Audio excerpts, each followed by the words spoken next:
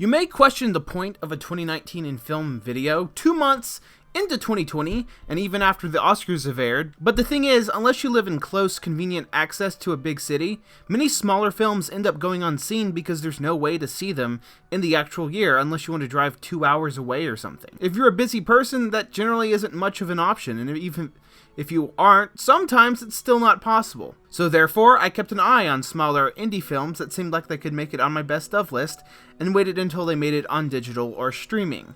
The reason that you're now seeing this video is that I finally feel complete enough. Of course, there's still the odd film that I wasn't able to see, but the release was probably so messed up that you could argue that they count as a 2020 film, so therefore, that's what I'm going to do. So if Weathering with You or Portrait of a Lady on Fire, etc. are good enough to make it on my list, it'll be next year's. Anyway, let's talk about 2019 in film. If you would have checked in with me at earlier points in last year, I might have dished out a hot take like, 2019 is the worst year for cinema since 2013 or something like that. However, this is very much a year where most of the best films were staggered at the end to the point where I was finally able to concede that overall, this was a good year for movies. If there was a theme overall, I guess it might be endings. The Unbreakable trilogy ended, the How to Train Your Dragon trilogy ended, the MCU sort of ended, the X-Men faded out, Game of Thrones ended, and Star Wars supposedly released the last in the Skywalker saga, and it was the final year in an entire decade. Were any of these endings satisfying?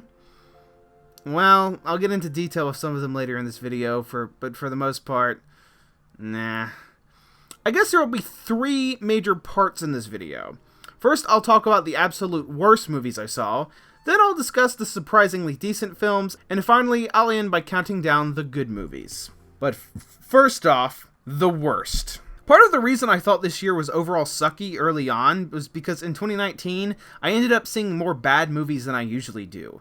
My general practice with seeing movies is that I only check out ones I'm actually somewhat interested in. The only occasions I actually seek out terrible films is when I hear it has a uniquely bad element, or if it's connected to an intellectual property I know. But some of these movies in this section, I was genuinely looking forwards to, and thought that they would most likely be good.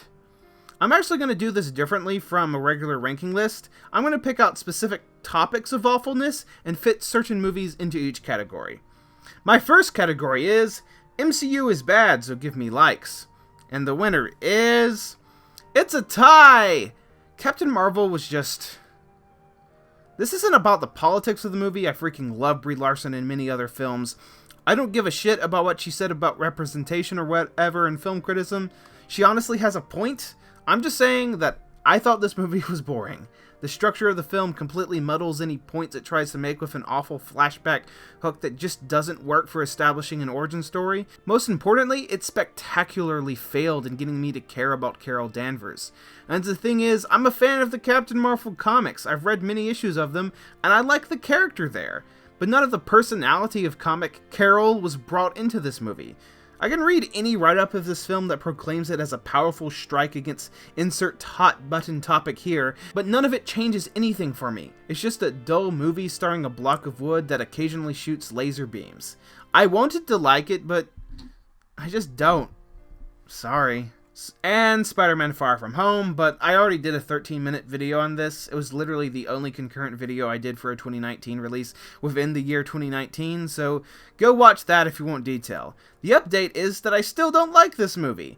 This Spider-Man is aggressively not for me. If you like it, that's cool. Am I done with this section? Yes, nothing more to say on next category, please. The next one is, the winner of The Art of Cringe goes to...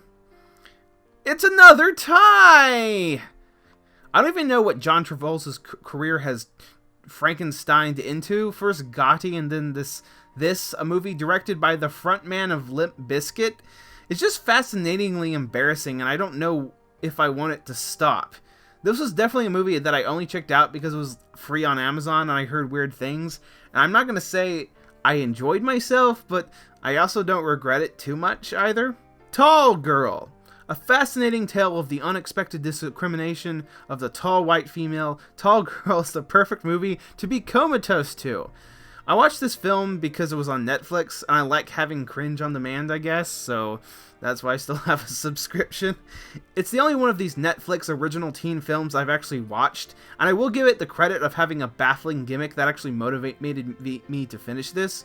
Though, as a guy who is a full 2 inches taller than the 6'1" height of the girl everyone in the film is horrified at, I can't really say I'm that impressed. Anyway, Brown Table did a funny video on this that aligns with most of my thoughts, so check that out if you want more. I just felt I should mention in this section as my skin twisted in pure cringe at many points throughout the runtime. In our next category we have the film that audibly most made me say, what the fuck is this insane plot and story structure, oh my god, I can't believe this is what the movie actually is, award. And the winner is... Have you guys seen Serenity? I feel like there's a horrendous so bad it's good gem hiding somewhere in this, but sadly it tried really hard to be about something. So while it descended into batshit insanity, spoilers, and I watched Matthew McConaughey try to kill his wife's husband, and halfway through find out he was in a video game designed by his real-life kid to simulate his dead father killing his stepdad, and then the kid goes on to kill his stepdad. I couldn't enjoy that aspect of it because it was really boring and took so long to get to the point.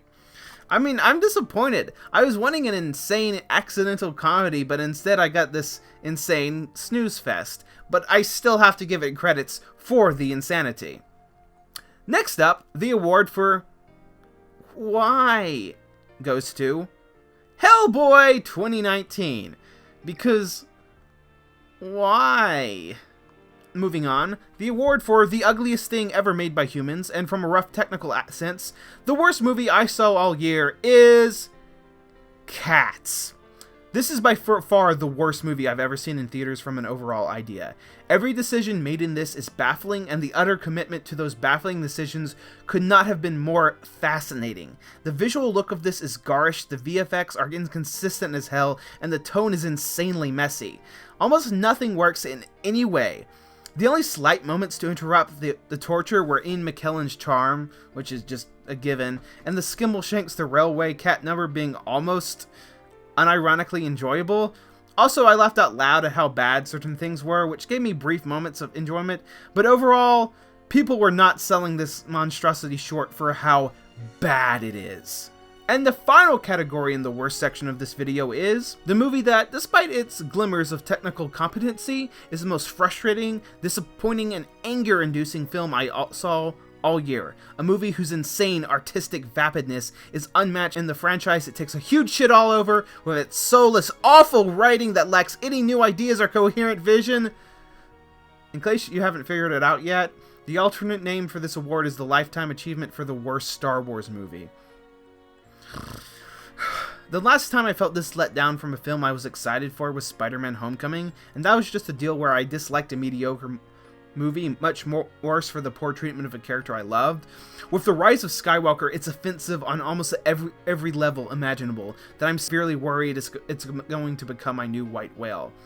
Not only does the rushed pacing with zero room for character growth leave me angry at all the missed opportunities for the new characters, it takes the fresh, exciting ideas Last Jedi brought to the table and throws them right out the window for safe, nostalgic bullshit. Rey went from one of the most promising protagonists in Star Wars to flat-out trash. This entire trilogy now feels like a train that was set on track to be a soft retread of the original trilogy. Rian Johnson, with a couple bumps along the way, decided to steer it into a refreshing and exciting new direction, but J.J. Abrams came back to conduct and decided he wanted to go back to the original track, and to do that, he careened the train over a cliff, which resulted in a, well, say it with me, train wreck of a movie. I hate this so much. Woo! I just waded through some of the absolute trash. Generally, after that, you might expect to get the best of last year, but before we can get there, we have to earn it. So therefore, after that, Dante's Inferno trip, we must first take a Dante's Purgatorio through a spot in the middle before we can get to Dante's Paradiso. Am I making a reference to highbrow for a stupid YouTube channel whose biggest hits are related to Spider-Man? Yes. Yes, I am. Surprisingly decent. In 2019, there are many movies expected to be terrible and others that people told me were terrible. In some cases, I was pleasantly surprised. None of them are actually good enough to make it on my best of the year list, but all the same, I thought they were worth some lukewarm appreciation. So, here they are. Glass. M. Night Shyamalan is certainly a contentious director, and I have plenty of reasons to hate him after he made this thing, but I legitimately thought he came back to form in 2017 with a very good Split. I was excited for Glass, but when it was released, everyone framed it as the last one was a fluke and he's back to being terrible again. I finally watched it when it was streaming, and I thought it was fine. Definitely not a great movie, but there are interesting scenes and ideas here with a really great cast that I honestly had a good time watching it. I can see the issues that made many people hate it, but they honestly didn't do too much to bother me. Dark Phoenix. I don't know if it's the comic fan in me, my respect for the refreshing messiness of Fox's X-Men franchise, or the fact that this is kind of a last-ditch effort for unique non-Marvel films before everything is homogenized MCU shit, but this was actually decent. I mean, it has some definite structure flaws, the second act is very messy, there's an underlying feeling of pointlessness to everything, and the villains are vaguely defined, horrifically developed, and only show up halfway through for the first time, but yeah, I had a good time watching this. The cast is all excellent as usual, the story legit tries for emotional moments, which definitely doesn't always work, and the action scenes are legitimately great. The train sequence to cap off this film is nothing short of incredible and had me pumping my fists in excitement. I'm a bit more mixed on Hans Zimmer's score, as it does work for the movie and it's passable. I still miss the more hummable First Class and John Ottman themes over Zimmer's generic shtick. But overall, I found this borderline enjoyable, and I don't think I will ever understand the extreme negative reaction this got. I wish the series got a more astonishing end, but overall, this will do, I guess.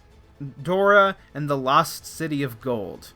When I first heard of this movie, I was expecting an explosive disaster, so when it turned out to be okay with glimmers of charm and potential, I was baffled. This is the sort of movie I thought was great when I was like 8 or something, but even now, it was kind of charming.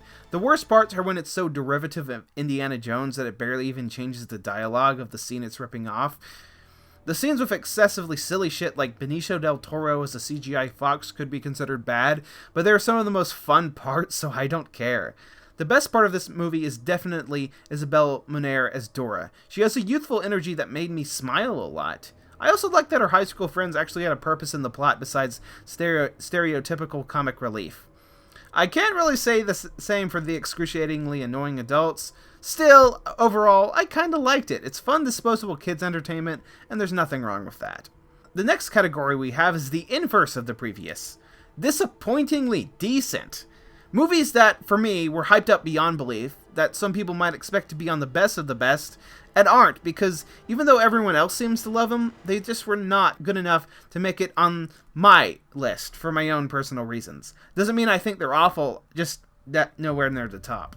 Toy Story 4.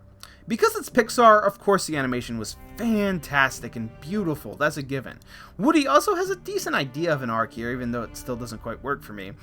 Sadly, the main problem with this movie, it just never justified its own existence and utilized the ensemble horribly, and that's including Buzz. If you love Woody, you might like this, but if you care for any other character, it feels like a big fat dump because they're either underutilized or made to look like a moron. It tries to go for a big emotional hook at the end, but it just falls flat on its face for me because nothing was set up that well. It's still a good movie, but it's just nowhere near the highs of the original trilogy of Toy Story. Uncut Gems. Adam Sandler gives an amazing performance. There are some incredible technical achievements, but for a movie that seemed to have the main goal of stressing me out, it failed miserably because I hated the main character so much that watching him in anxiety was only slightly enjoyable at first and then just boring. Especially with him, spoilers, dying at the end, the entire thing felt like a waste of time. A well-acted, well-made waste of time. I just got nothing out of it, and I'm sorry. The Safdie brothers' previous film, Good Time, is much, much better for me because even though the characters aren't necessarily good people, I still felt empathy that allowed me to stress out watching it. Uncut Gems just had none of that. Joker. This movie is an admirable pastiche of two Scorsese films.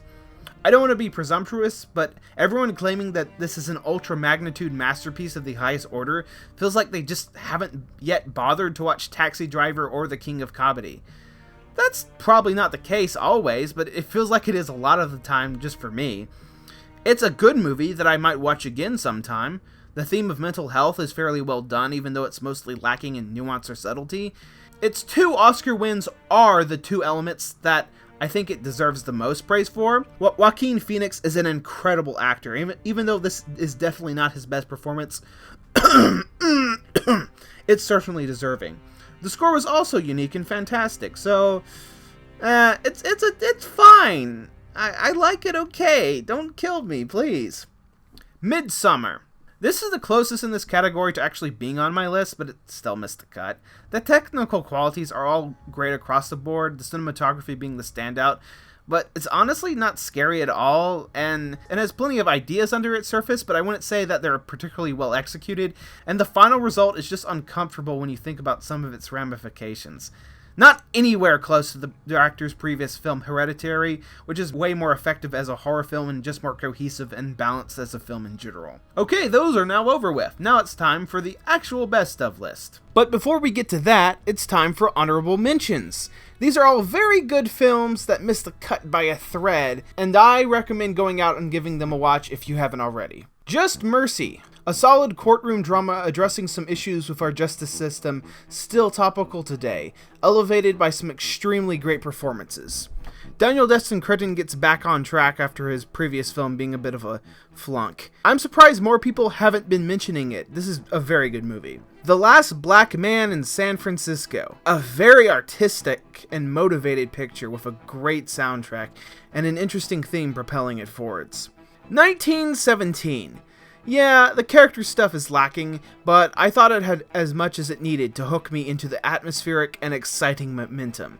The one-shot trick is a gimmick, but it's a gimmick that works incredibly. Under the Silver Lake. I got almost bored at several points in the film, but every time I was about to turn it off, there was something so utterly baffling and creative I kept watching. On one hand, I feel like it's a confused jumble of themes and ideas that almost distract from whatever story it's trying to tell, but on the other hand, I can't help but admire how nuts and original this confusing product is. Watch it for yourself. Us. Another solid, recommendable film from Jordan Peele, with some highly thoughtful social commentary. Sadly, I never actually thought it was scary, and I saw the ending twist coming very early on. Still, a really great film overall. Ready or Not. A really great time that mixes commentary on social class with pure Sam Raimi-esque fun. Seriously, this was a blast, mixing horror and comedy in a blissfully exuberant way, leading up to an explosively awesome finale. Samara Weaving killed it. I think that's about it. The best. We've been a long way getting here, guys and gal, but it's time to announce the actual best of list. Here are my 20 top tier films of 2019. All of which I would give an 8.5 out of 10 or better, presented in an extremely rough order. So even the top spot took a lot of ruminating to decide on. I've already switched things around several times in the writing of this script. Therefore, don't take this too seriously. Number 20, Ad Astra. Ad Astra was the exact sort of restrained, beautiful, and ponderous space story that I love. Brad Pitt gives an excellently subdued performance, and the story is slow in all the right ways, but still taking the viewer on an immersive journey through the solar system. The direction is really good, and the father-son angle at the center of everything really ties the themes of emotional detachment together. Number 19, Claws. Genuinely one of the most beautifully animated films of the year. The style is so distinctive and interesting. The story starts off feeling weirdly creepy in presentation, but the genuine heartfelt and emotional resonant elements shine so much stronger in contrast to the darker moments. My only problem keeping this from being higher is that the third act is a super generic lyre revealed bit that interrupts the flow, but even then, it gets back on track quickly. Number 18, Ford v Ferrari. An energetically directed film about a subject that usually wouldn't interest me, but the writing was so great and Christian Bale and Matt Damon did such an amazing job in getting me super invested in their characters that I was on the edge of my seat. The racing sequences are just so superbly edited. Also, this is the funniest fight scene of the year. In fact, there's lots of great laugh-out-loud moments. Overall, this was just a blast. Number 17, The Peanut Butter Falcon. A beautifully optimistic film about giving a kid with Down syndrome a chance to live his dream, achieve self-worth, and grow a surrogate family. The performances are all great across the board, from Shia LaBeouf to Dakota Johnson, and especially newcomer Jack Scotskin, who blew it out of the park. It's weird, it's funny, and it's so wholesome. I loved it. Number 16, Rocket Man. This movie basically feels like the anti-Bohemian Rhapsody. It overcomes musical biopic stereotypes by possessing a manic musical energy that holds up for the majority of the film. It actually explores who Elton John is and doesn't shy from any parts of his life that are vital to that. Taron Egerton was magnificent in this. Number 15, the Lego Movie 2, the second part. There is very little chance that this could live up to the insane perfection of the first one, so therefore I didn't expect it to be, and I had a really good time. The animation was fantastic, and the script was the type of quality you expect from Phil Lord and Chris Miller. I was laughing my ass off many times throughout. The music is also great. I gradually liked it the more I thought about it. The themes feel a bit messily handled as opposed to the precise clarity of the original, but even then, they do something very thoughtful with it that I admire. Number 14, Little Women. Greta Gerwig absolutely killed her second feature, as the majority of Little Women is very charming with great direction, gorgeous cinematography, and fantastic performances. I was completely immersed in the little world the characters were inhabiting, and I believed it so much I almost teared up at moments. The only reason it's not in the top 10 is because the ending got weirdly meta, but even then it felt like it was done so for a definite purpose. It just broke my personal immersion. Number 13, The Lighthouse. There are many thoughts that the act of watching this movie left me with, but holy shit, it's such a well-crafted, insane movie with awesome black and white cinematography. It's so great at conjuring the intense feeling of isolation the characters are experiencing. The performances by Pattinson and Dafoe are the key element in getting that isolation to strike out at me, and they were spectacular.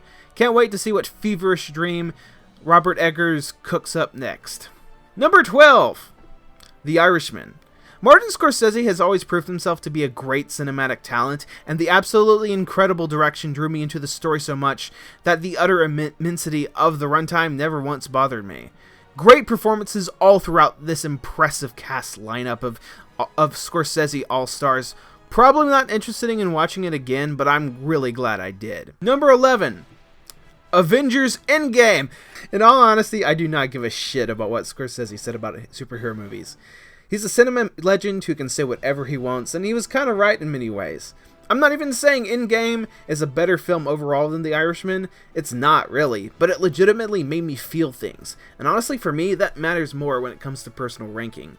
Endgame is a flawed movie, but what it does right still rings true and resonant to me. I care about these characters, and saying goodbye to many of them is an experience I won't ever forget. Number 10, Once Upon a Time in Hollywood. Tarantino always knows how to make a film that oozes style, and the best thing about this movie is its atmosphere. I just love being in this setting, watching these characters and enjoying the scenery. You could argue it's 40 minutes too long, but honestly I was never once bored watching this. The way it plays with history is honestly genius and immensely satisfying. And more than any other Tarantino film, it ends on a genuinely optimistic note. I just appreciated the care put into this great film so much. Number 9, Knives Out, a really entertaining flick that constantly twists knives into the gears of the story to make an extremely sharp film-going experience.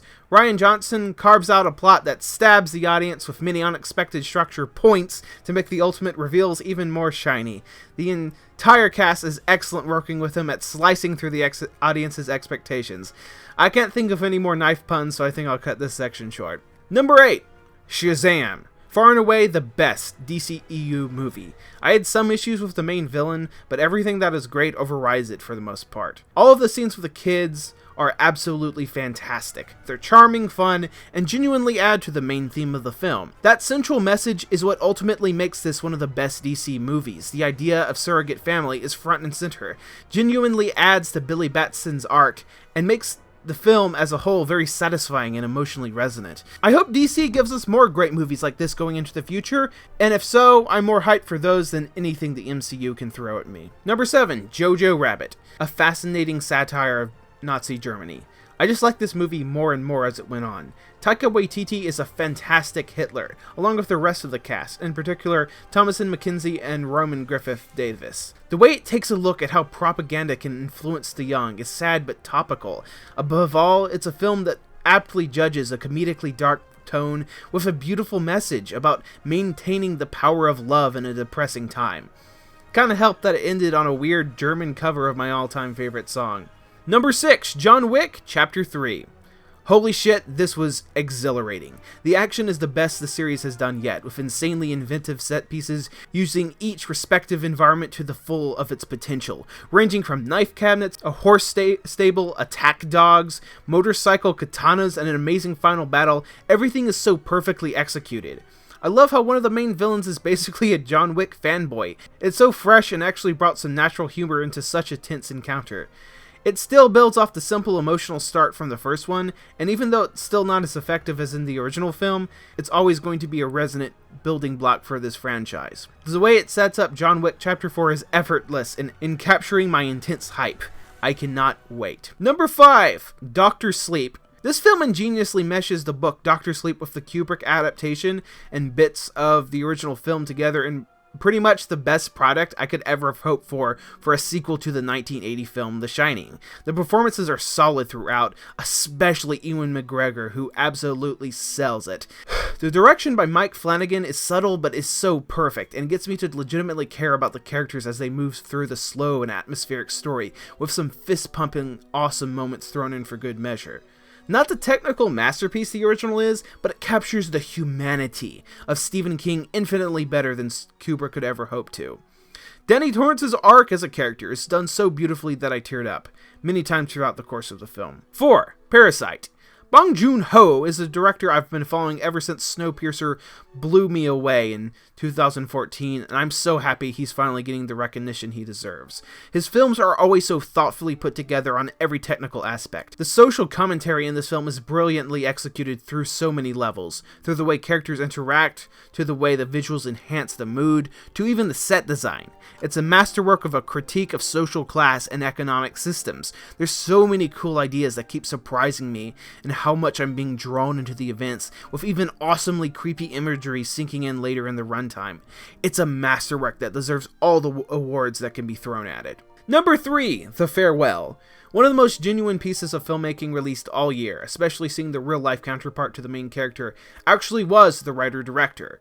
Lulu Wang has a very exciting career before her that I can't wait to see unfold, as the script for this is incredibly sharp, and the direction kept me interested throughout every single second. The Farewell is incredibly funny, dramatic, and emotional, with extremely good performances. Nai Nai is a boss. Number 2, Marriage Story. Noah Baumbach's direction is amazing on this, and the screenplay is utterly captivating. It's hard for a film to be both about an uncomfortable and heart-wrenching subject matter, and also be something happily I'd be willing to come back to, but I definitely can see a rewatch of this down the road. There are so many humanistic moments I love that emotionally pulled me into the story. The characters are so convincingly written that I got totally invested in their struggle. I loved most of all how this movie just didn't pick a side. Both parties were relatable in some way that made me want the best for them. Scarlett Johansson is really good, but Adam Driver is the one who killed it with his performance the most. Holy shit, this might be his best acting to date. To cap it off, the score is done by Randy Newman, and seeing he's the guy behind Toy Story 3, he continues to prove himself a master of tearing my eyes up. Yeah, so this is probably the best written overall film of 2019 from my perspective. Number 1, How to Train Your Dragon, The Hidden World. I'm not saying this film is without flaws. A few jokes did not land, and it moves a bit fast, and overall, it's probably the weakest of the trilogy, but honestly, out of the 56 films I saw from 2019, it's the one that most emotionally impacted me, and honestly, that's the primary factor in how I rank these. How much did I care? I grew up over the past decade with this trilogy, and was in a vastly different era of my life when each film in this series hit. The central force behind making the How to Train Your Dragon films so great is writer-director Dean DeBlois.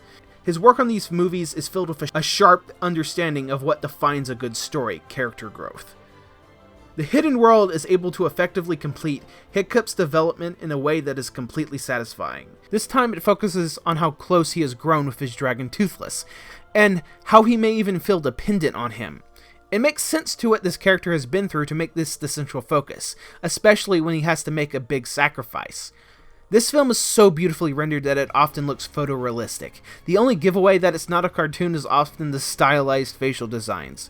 Another big key to these films has always been John Powell's music, which infuses the entire movie with poetic and powerful energy that uses themes both new and old to emotionally anchor each scene in stunning ways. And anchor it does, because when the final moments of this film roll around, if the viewer is someone like me who has been with this series since the beginning, they can't help but catch the feels that the story's throwing at them with soaring intensity. At the end of the day, if that emotional resonance reaches through, then any small problems are quickly forgotten. Okay, I think that's all of them. If you want to see my full ranking of all 56 films that I saw in 2019, then my list on Letterboxd is linked below and in the comments, where you might find thoughts on every single one. I'm very excited to see how 2020 plays out, because many of my all-time favorite directors are returning to the screen for the first time in a while. Hopefully, 2020 is a year I can feel optimistic about throughout most of the calendar.